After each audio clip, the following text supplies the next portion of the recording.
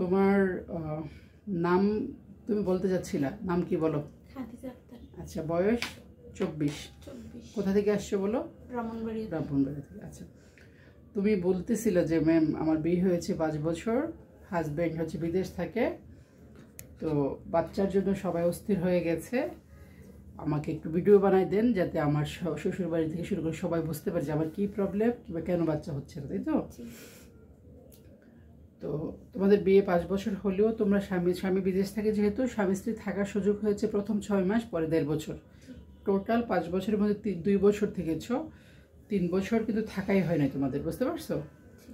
হয়তো বা 3 বছর তোমরা স্বামী স্ত্রী একসাথে থাকলে বাচ্চা হয়েও যেত, কারণ তোমার যত রিপোর্টস আমরা দেখলাম সমস্ত রিপোর্টস নর্মাল, তোমার স্বামীর রিপোর্টসও নর্মাল, তোমার টিউব টেস্টও নর্মাল এবং রক্তের রিপোর্ট টিউবিএস সব নর্মাল। তার অর্থ হচ্ছে যদি হাজব্যান্ড ওয়াইফ এক নাগাড়ে একসাথে থাকতে পারতেন, হয়তো তোমার পরীক্ষা ছাড়া ওষুধপত্র ছাড়াই এতদিন বাচ্চা কাচ্চা হয়ে যেত, তোমারও কোনো প্রবলেম পাইনি, তোমার হাজব্যান্ডের রিপোর্টেও কোনো প্রবলেম পাইনি, সিমেন্ট ভালো আসছে। হ্যাঁ, এখন কথা হচ্ছে আমরা কেন বলি যে স্বামী স্ত্রী থাকলে একসাথে থাকলে বাচ্চা হয়ে যায়। হ্যাঁ, আমরা গাইনি ডাক্তার যারা আছি আমরা দেখেছি যে আমাদের বইপত্রে পরীক্ষায় আমরা লেখা আছে যে এভিডেন্স আছে যে যদি নারী পুরুষ বাচ্চা নেওয়ার উদ্দেশ্যে 1 বছর একসাথে থাকেন 80% ক্ষেত্রে বাচ্চা চলে আসে, পরের 1 বছরে আসে আরও 10%, শুধু 10% ক্ষেত্রে পরীক্ষা নিরীক্ষা লাগে। হ্যাঁ, তো তোমাদের ওই নিরবিচ্ছিন্ন একসাথে থাকার তো সুযোগটা হয়নি। তো আমি তোমার হাজব্যান্ড অত যারাই দেখছেন, যারাই আসলে একটু চিন্তা করেন যে কেন হচ্ছে না একটু করে, তুমি বলছিলে যে ম্যাম আসলে সবার এত কথা শুনতে হয়, ভালো লাগে না, সবাই জিজ্ঞেস করে।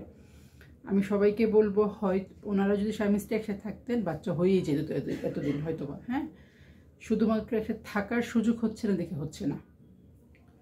তো আমি হাজব্যান্ডকে বলবো হয় ওয়াইফকে সাথে নিয়ে যাবেন অথবা আপনি নিজে আসবেন, ওইভাবে চেষ্টা করবেন, এবং যদি কোনো প্রবলেম পাই সেক্ষেত্রে নারী পুরুষের জন্য আমাদের বাচ্চা নেওয়া রিলেটেড আমরা গাইনি ডাক্তাররা তো আছি, ভয় পায়েন না, অস্থির হয়েন না, আপনার ওয়াইফের এমন কিছু হয়নি, ঠিক আছে ইনশাল্লাহ। আর তোমার কাজ হচ্ছে তুমি ওজনটা বেশি বাড়ায়ও না, একটু শাকসবজি পানি খাও, ফলিক অ্যাসিড খেতে থাকো, আর তুমি তোমার স্বামী আসলে অথবা তুমি গেলে তখন বাচ্চা নেওয়ার যে পরীক্ষার ওষুধপত্র আমরা দরকার দিয়ে দিব।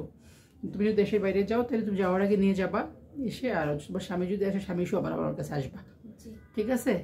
এখন কি তোমার একটু শান্তি হয়েছে?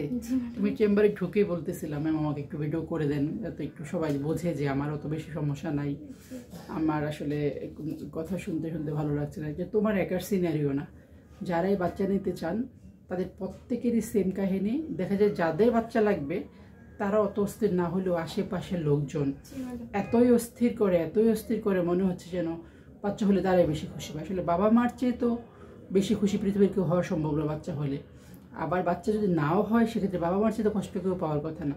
কিন্তু আমাদের সোসাইটি আমাদের কালচারটা এরকম হয়ে গেছে, সুন্দর কথা আমরা বলি না, ভালো কথা জিজ্ঞেস করি না, আমরা যার যেটা উইক পয়েন্ট সেটা দিয়ে কথা বলি, কি হচ্ছে বাচ্চা হচ্ছে না কেন মোটা হয়ে গেছো, কিংবা কারো কেন এত শুকায় গেছো, কিংবা এইটা তোমার বিয়ে কবে হবে, এই জাতীয় কথাগুলো আমরা মানুষকে বলে কষ্ট দিতে পছন্দ করি, আমরা চিন্তাই করি না যে আমার কথাটা অন্য গায়ে কেমন করে লাগলো।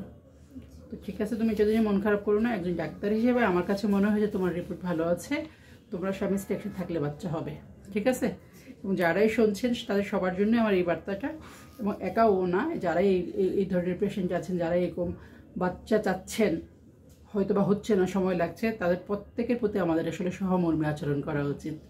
ওকে নাও, ঠিক আছে, যে নিয়ম বললাম সেভাবে চলো। তো ভালো লাগতেছে এখন? আচ্ছা, আমি আমার পেজে দিয়ে দিব, এবং তোমার হাজব্যান্ড বলছিল যে আমার ভিডিও দেখে উনি যেন দেখে নেয়। হ্যাঁ, ওকে।